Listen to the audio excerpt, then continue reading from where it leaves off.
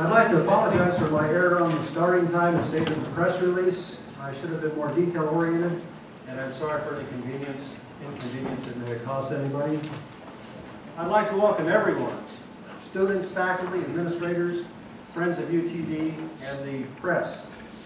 I'm Greg Dess, the holder of the Andrew Cecil Chair in Applied Ethics. I'd like to thank the generous donors who have provided funds for this particular lecture. Andrew Cecil made many important contributions to the teaching and practice of ethics and moral philosophy while he was associated with the University of Texas at Dallas. I'd also like to thank Dean Diane McNulty and her staff, as well as our administrative assistant, Mary Weiss, for helping publicize and coordinate the activities associated with this lecture. And of course, our experts in AV and Brian Pinkham for their technical expertise. I'd be remiss if I didn't thank the most understanding woman in the world, my wife, Margie, who's also attending the lecture.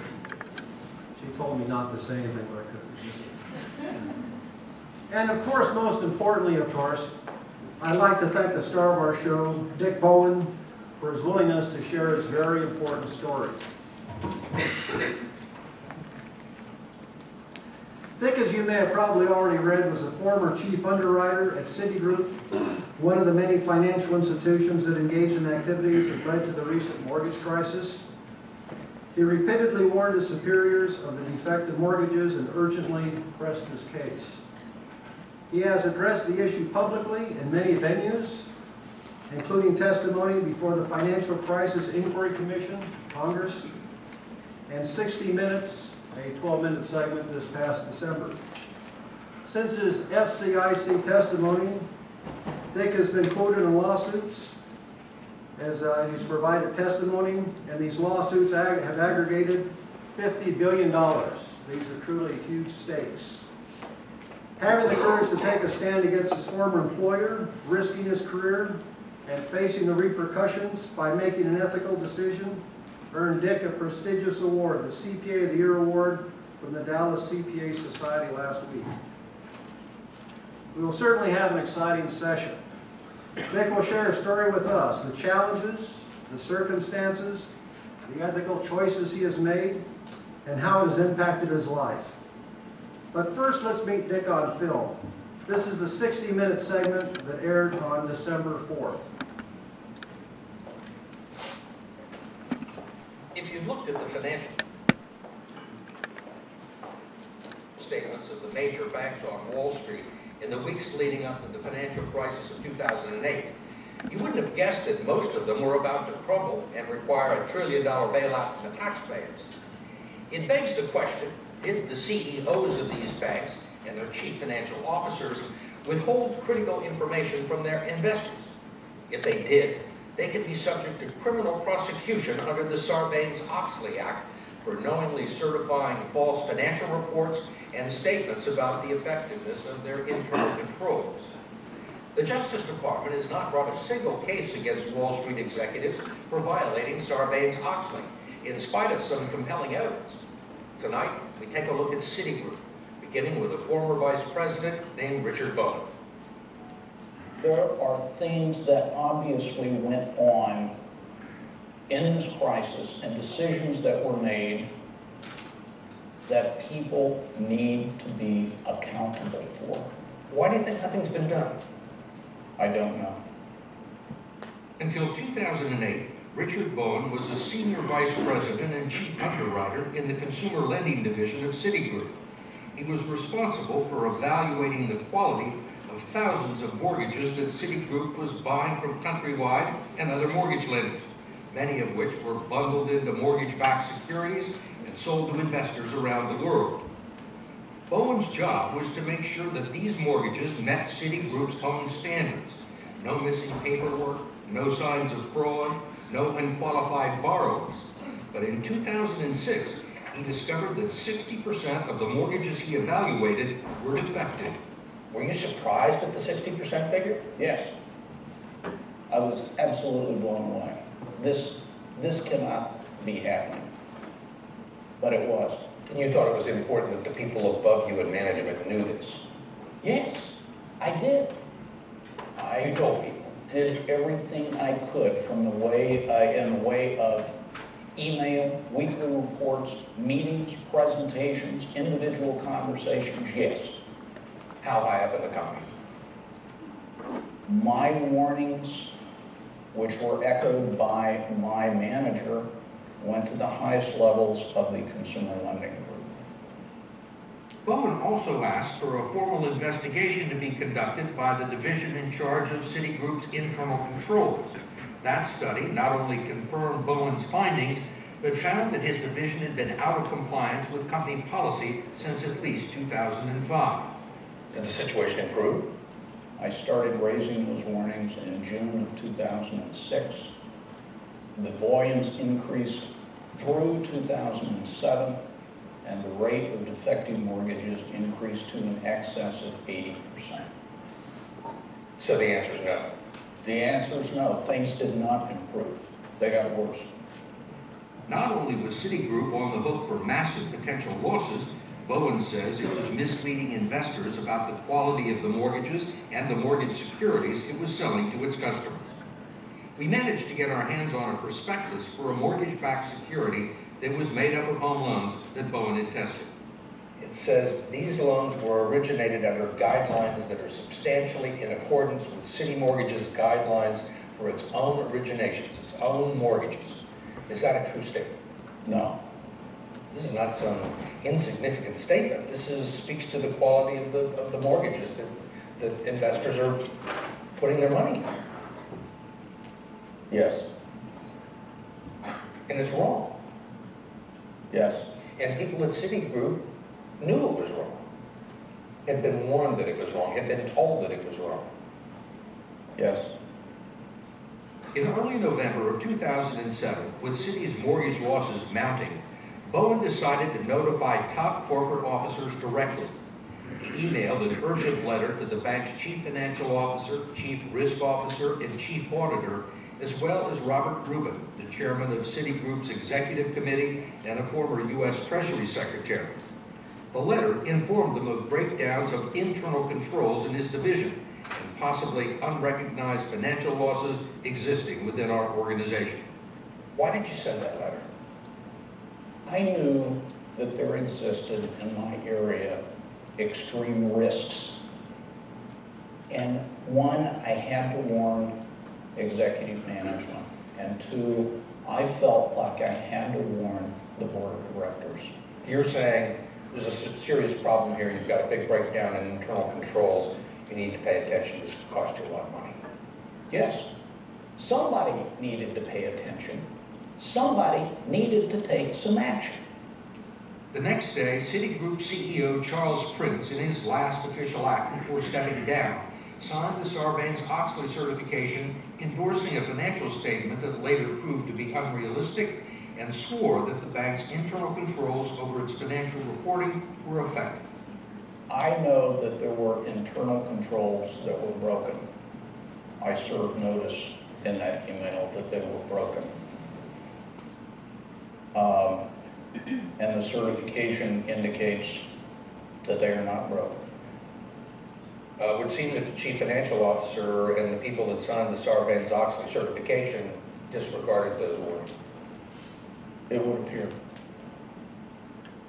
We received a letter from Citigroup saying that the bank had acted promptly to address Richard Bowen's concerns and that the issues he raised were limited to his division and had little bearing on the bank's overall financial health. Citigroup also told us that it did not retaliate against Bowen for sending the email, but not long after he sent it, Bowen's duties were radically changed.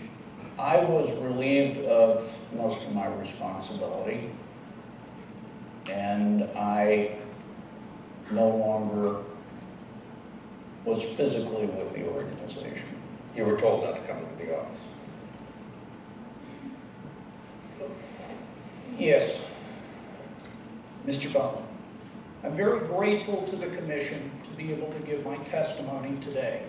The Financial Crisis Inquiry Commission thought enough of Bowen's story to call him as one of its first witnesses, and he turned over more than 1,000 pages of documents to the Securities and Exchange Commission. Nothing ever came of it.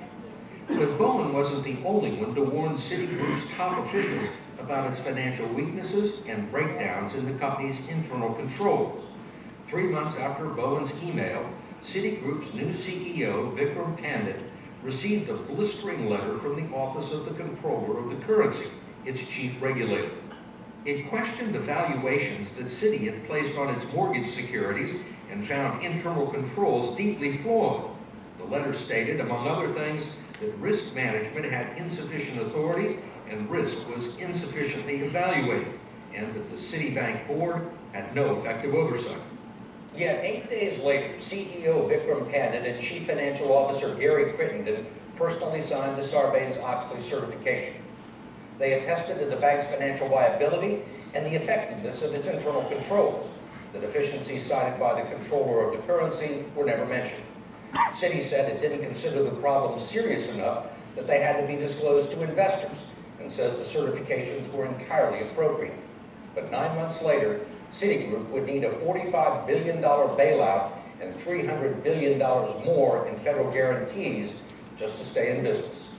I don't think Wall Street senior people really think they'll ever end up in jail, and they've been right. Frank Partnoy, the securities lawyer and expert on Sarbanes-Oxley law, says the facts about Citigroup raise some troubling questions. They certainly knew the internal controls were inadequate and the company was out of control from a reporting perspective. And yet they signed the Sarbanes-Oxley letter saying that everything was fine. I'm very surprised that the CEO and CFO would sign those letters. I wouldn't have signed them under those conditions. You're signing them under penalties of potentially 10 years in prison.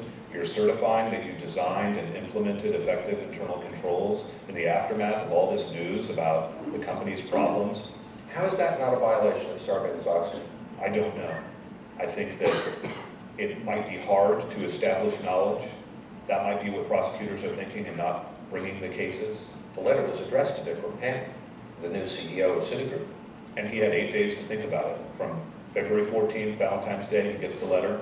And then February 22nd, he sits down and signs his name, certifying the financial statements are accurate, and that he had designed and evaluated and reported any problems with internal controls. 8 days is a long time on Wall Street. I can't get inside his head, but I would certainly think as a prosecutor that this would be something I'd be interested in asking some questions about. We wanted to know what Assistant Attorney General Lanny Brewer thought about that, and why no prosecutions have been directed at Wall Street. We also wanted to know why Sarbanes-Oxley has not been used against big banks like Citigroup. You talk about Sarbanes-Oxley. We have to know that you intended had the specific intent to make a false statement.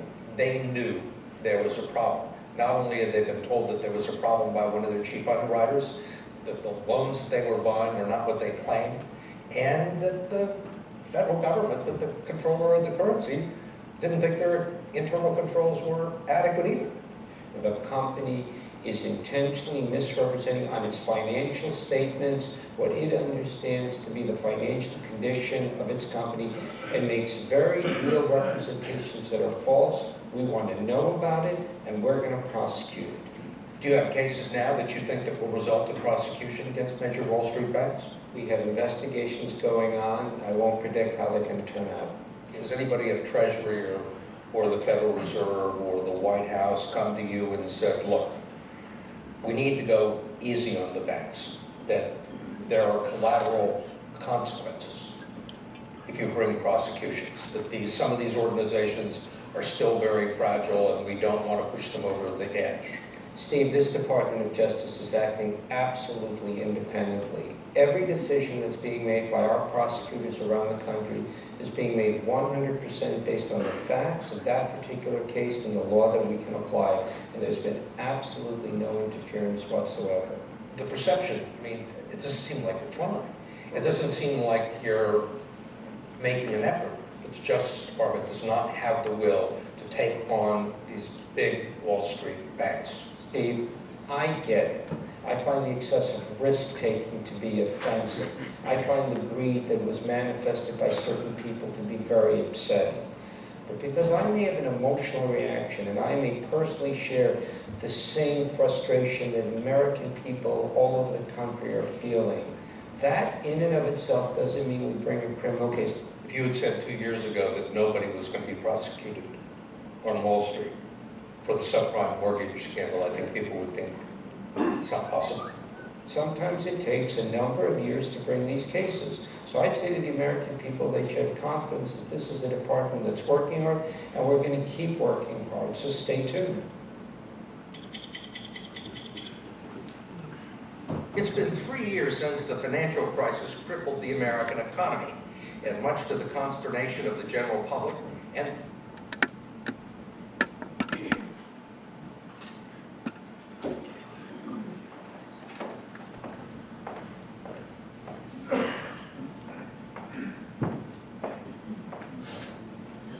I'd like to introduce my friend and colleague, Dick Bowen.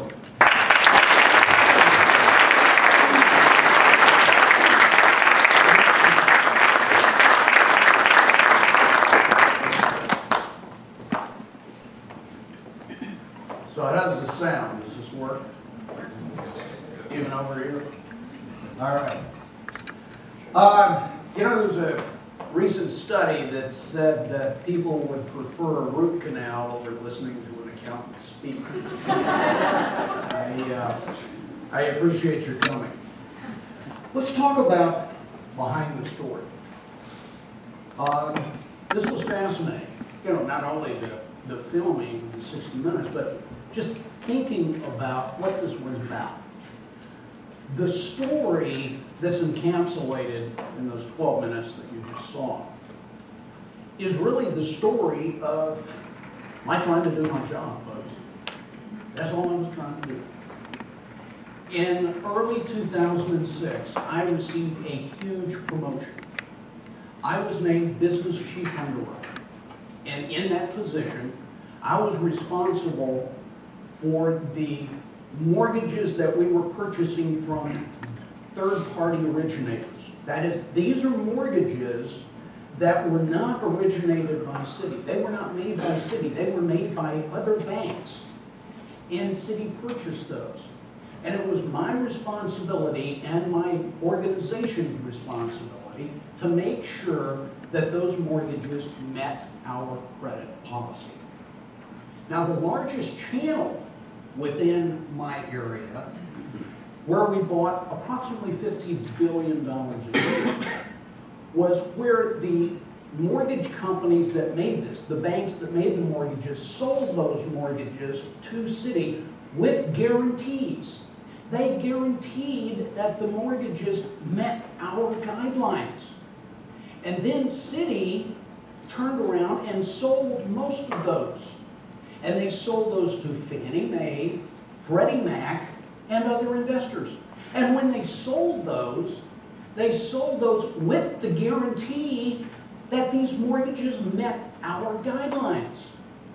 So in June of 2006, as I was attempting to get my arms around my new responsibilities, and I discovered that 60% of the mortgages that we were buying did not meet our guidelines, we were talking about some significant risk.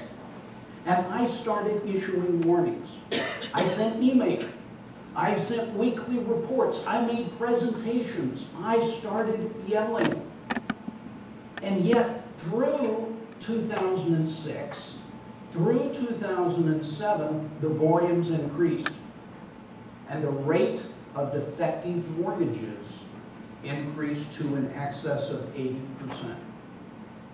Now, the other major channel that I had, and by the way, most of these, actually, these mortgages that we sold found their way into mortgage-backed securities. And we'll talk about that in a little bit. The other major channel that I had dealt with subprime mortgages. And in this area, most of these were purchased in pools. In other words, look at it as a third-party bank is making all of these mortgages, and they're putting them in a big box. And when they fill the box, they say, okay, we'll sell you the whole box of mortgages, the whole pool. My underwriters had responsibility to go to the bank that was selling those mortgages to us. And they selected mortgages out of the pool, out of the box of mortgages. And they went through those mortgage files. And if they met our policy, they approved them. They gave the underwriting decision, they approved them. If they did not meet our policy, they turned them down. It was a turn down decision. The percentage of loans or mortgages that were approved out of the box was a basis for whether we purchased the mortgage pool or not. And you're talking about some very significant size pools. We had pools of mortgages in excess of $300 million. And I discovered that someone high up the chain of command was taking my underwriters' turn-down decisions and they were reversing them. They were changing them from turn-down to approved. And this was used as the basis then, the improved approval percentage, to purchase the pool of loans. So going into 2007, this was very troubling. I had been issuing warnings through 2006, 2007, we're now into late 2007, and I knew it was getting worse. I knew I had to warn the board of directors. I knew I had to warn city executive management. But how do you do that? How do you effectively, because I thought I maybe had one shot at this. Look at this as a Hail Mary pass. I had to figure out the most effective way to warn them. Well, I took a day off from work on November the 1st, 2007. And I participated in a conference in this auditorium. As a matter of fact, this is when I met Connie Constance and Dennis McChristian, attending this conference. I sat right down in this seat there. That's me, 40 pounds heavier. And this was a conference on corporate governance. And we had some inspirational speakers. The keynote speaker at that conference was this man, standing at this podium. Now you notice they rate, you know, the nice UTD paper, plants in front. I don't rate that, but he did. You know why he rated that? His name was Michael Oxley, former congressman and co-author of Sarbanes-Oxley. I was sitting there enthralled, and he gave some very inspirational comments. He talked about the absolute need. This is on corporate governance, right? He talked about the need for management to have confidence in the internal controls. He talked about the focus of Sarbanes-Oxley being on internal controls and the fact that the executive officers have to certify internal controls, that they are effective. And it hit me. I knew how I was going to structure the warning that hopefully the board of directors would pay attention to. So I went home. This was November the 1st of 2007. I sat over here. Went back to work on November the 2nd, and on November the 3rd, on Saturday, sitting at the kitchen table in our house, I put this email together. I addressed this email to Robert Rubin, chairman of the executive committee of the board of directors of Citigroup. And I sent it to the other chief executive officers. And I described what was going on. And I used, if you look at the last sentence on the slide, I said we have breakdowns of internal controls. That was going to get their attention to do something. On the second page of this email, I said, please come in. I requested an investigation from the outside. I said, come in with officers outside of my business unit and investigate what's going on here. Well, you guys saw the clip, the 60 Minutes. Ultimately, I lost my job. And the certification under Sarbanes-Oxley was signed. Now, this was a, put yourself in this position for a minute. You know, you had been warning for 1.5 years, and you finally go all the way up to issue those warnings. And you find yourself in this position. Now, this wasn't the only thing going on. This wasn't the only thing going on at all in my life. Citigroup wasn't the only thing. A member of my extended family committed suicide. My mother-in-law passed away. A son had to have brain surgery. Thank God he's okay. But nonetheless, we had to have brain surgery. And a little bit later, I had 3 major surgeries. Stress related, the doctors say. So this was not a fun time, folks. Now, a little bit later, I testified before the SEC, the Securities and Exchange Commission.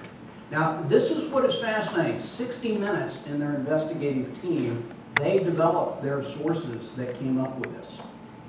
And they disclosed this in the 60 Minutes segment, that I testified before the SEC. I told the SEC what had happened. I told them what had gone on. And I gave them over 1,000 pages of documents. And they indicated that they were enthusiastic.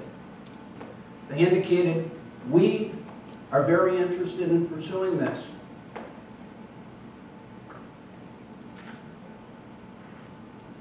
That was the last I heard from them.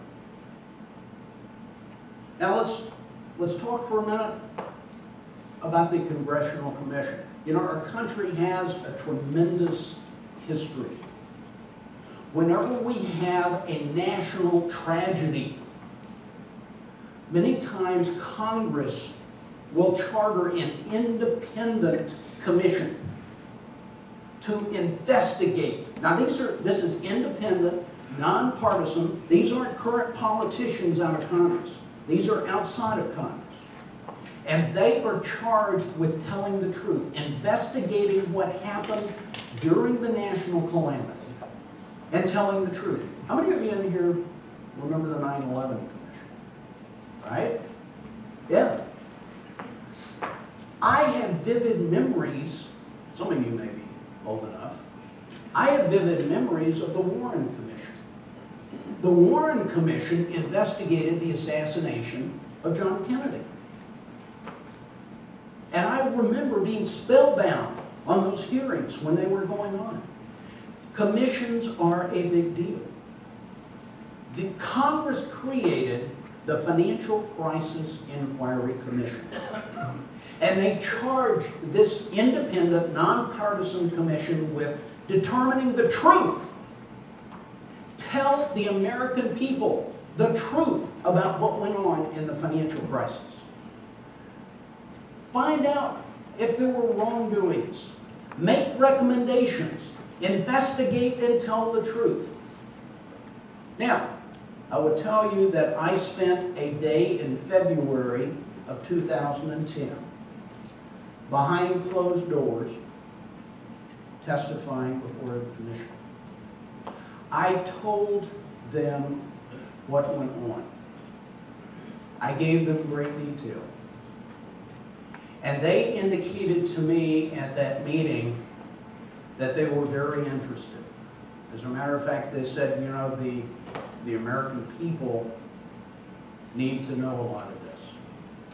they said that we're going to be having public hearings. We're going to be scheduling public hearings, and we may ask you if you would testify in open hearing, nationally televised, and tell the American people what happened. But we don't.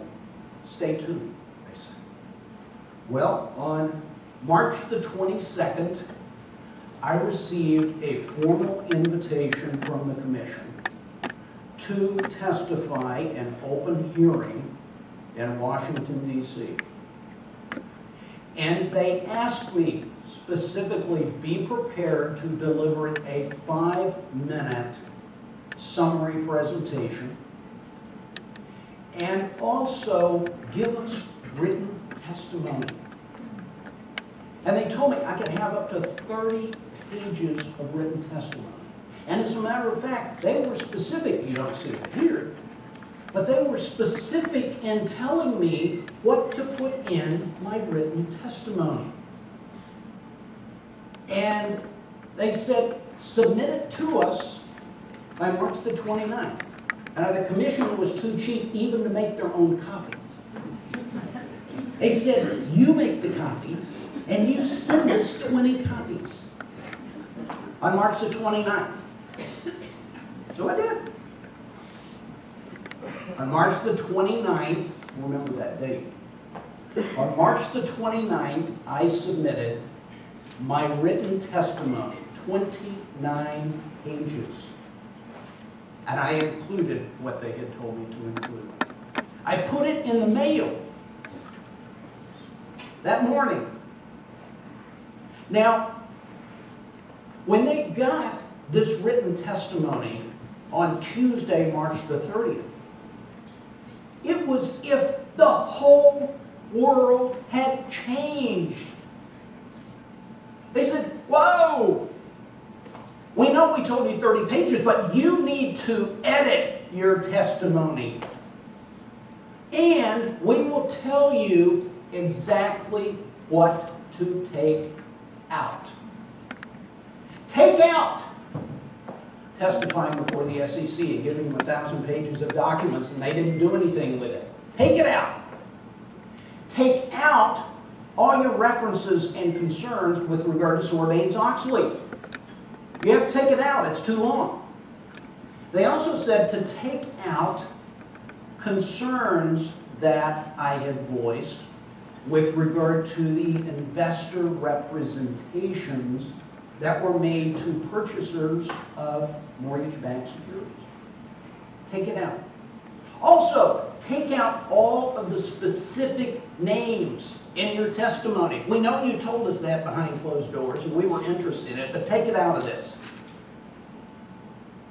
And they also said, take out what happened to you after you sent the Rubin email. They also said, take out your Oklahoma banking experience. Now we'll talk about that in just a minute. Now, this was a rather difficult position. It was very clear this was not optional. Editing my testimony was not optional. If I wanted to testify, I needed to make these changes. So my decision is, do I at least get something into the record? And I said, okay, I will. And on April the 1st, I submitted my 21-page edited testimony to the commission. This became my official testimony. This was placed on the website of the commission the night before the public hearing. You can still go to their website and you can pull up this testimony. Bowen's official testimony to the commission. Now, do I know why the whole world changed? Remember, I was following the instructions on the letter I got the week before. I put it in the mail on Monday, like that was told to do. And yet, everything changed by Tuesday. I don't know what happened.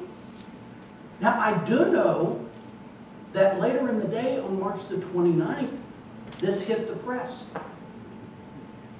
The largest single shareholder of Citigroup, the U.S. Treasury, announced that it was going to be selling its 7.7 billion shares of stock in Citigroup. And they were going to sell it on the open market. But there was good news, because as long as nothing happened to cause the price of Citigroup stock to drop, then the Treasury, they were going to make $7.5 billion profit on this. And there were press releases and there were interviews with Treasury officials. This was a good deal for the American taxpayer. We were going to make a profit on the bailout. Now, do I know that this had anything whatsoever to do with the change that happened in the commission? No, I don't. I do know this happened. You can look it up. It was in basically all of the major press. Now, let's talk about the hearings. This is Chairman Angelides, and he opened the hearing, the formal public hearing, nationally televised, on April the 7th. And the first person to testify was Greenspan. Alan Greenspan. That was fascinating, watching him testify. That was a part of really being history. I was enthralled. Then, I testified. Now, fortunately,